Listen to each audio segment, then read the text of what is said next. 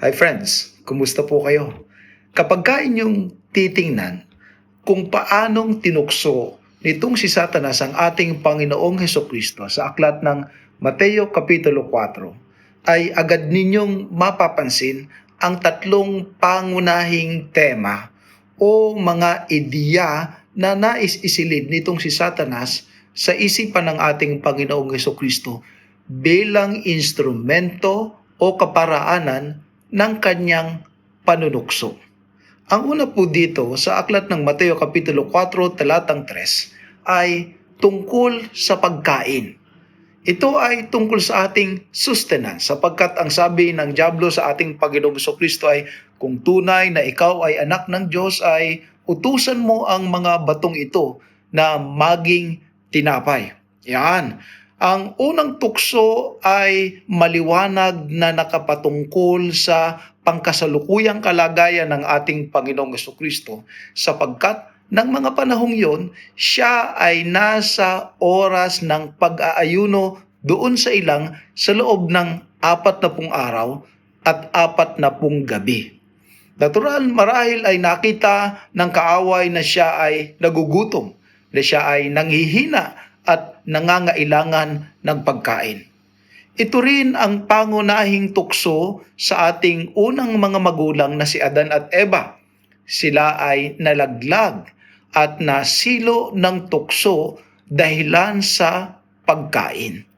Marami ding mga well-meaning na mga mananampalataya na kapag pagkain na ang pinag-uusapan, kapag yung kanilang daily sustenance o daily na pangangailangan, ay wari bagang agad na nasisilo at nabibitag ni Satanas upang tayo ay lumabag sa kalooban ng ating Panginoong Diyos at unahin di umano ang sabi nila ang pangangailangan ng kalam ng tiyan. Ngunit batid ng ating Panginoong Jesucristo kung paano lalabanan ditong si Satanas. Sinabi niya na hindi lamang sa tinapay na bubuhay ang tao, kundi sa bawat salitang lumalabas sa bibig ng ating Panginoong Diyos. Ang pangalawang tukso nitong si Satanas sa ating Panginoong Jesucristo is telling tungkol din sa ating mga pinagdaraanan araw-araw. Ang sabi ni Satanas sa ating Panginoong Jesucristo sa 4:6 ng Mateo ay, kung ikaw ang anak ng Diyos ay magpatihulog ka sapagkat nasusulat ay sasaluhin ka ng mga anghel at sa kanilang mga kamay ay aalalayan kanila. Alam niyo po, bukod sa sustenance ay sinusubok din tayo ng kaaway sa area ng safety.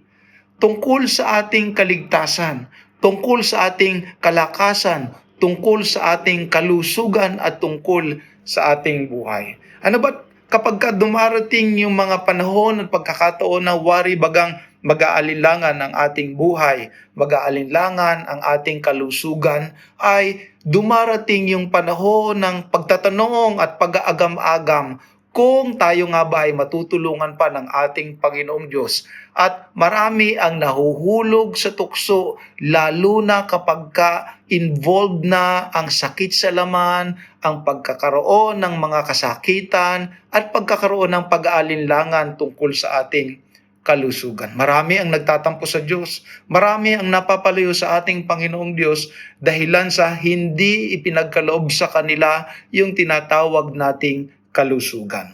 Alam niyo po, ang panghuling tukso nitong si Satanas sa ating Panginoong Diyos ay lumabas na yung kanyang tunay na kulay sapagkat ipinakita ng dyablo ang lahat ng mga kayamanan sa sanglibutan at sinabi niya, lahat ito ibibigay ko sa iyo kung magpapatira pa ka at sa akin ikaw ay sasamba.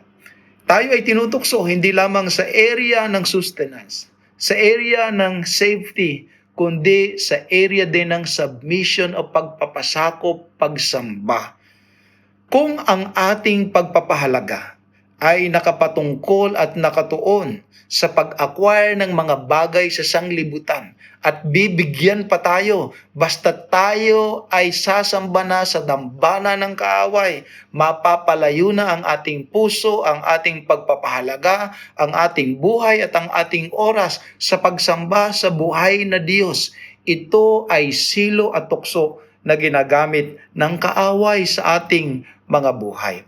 Alam niyo po, overall sa tukso na ito, it is an issue of identity. Sino ka sa ating Panginoong Diyos? Paano ko po nasabi?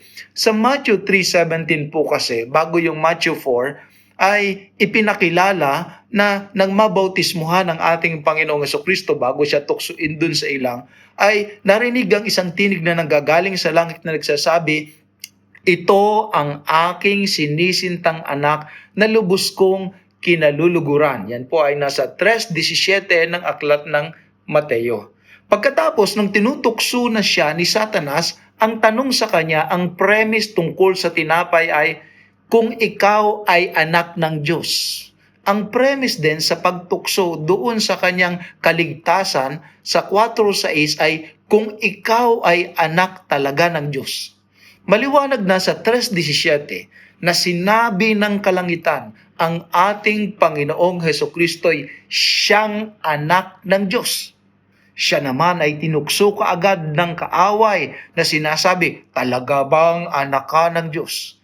At sa aking pakiwari at sa aking pagtingin sa mga talatang ito, diyan nahuhulog ang marami pag nakakalimutan nila na sila ay anak ng Diyos, na sila ay mahalaga sa Diyos, na sila ay proyekto ng Diyos at ang Diyos ang kakampi nila sa buhay. Kaya hindi sila dapat mag-alala sa kanilang kakainin, mag-alala tungkol sa kanilang buhay at palit ng sinasamba at iukol ang pagpapahalaga sa mga material na bagay sapagkat mas mataas ang ating kalagayan.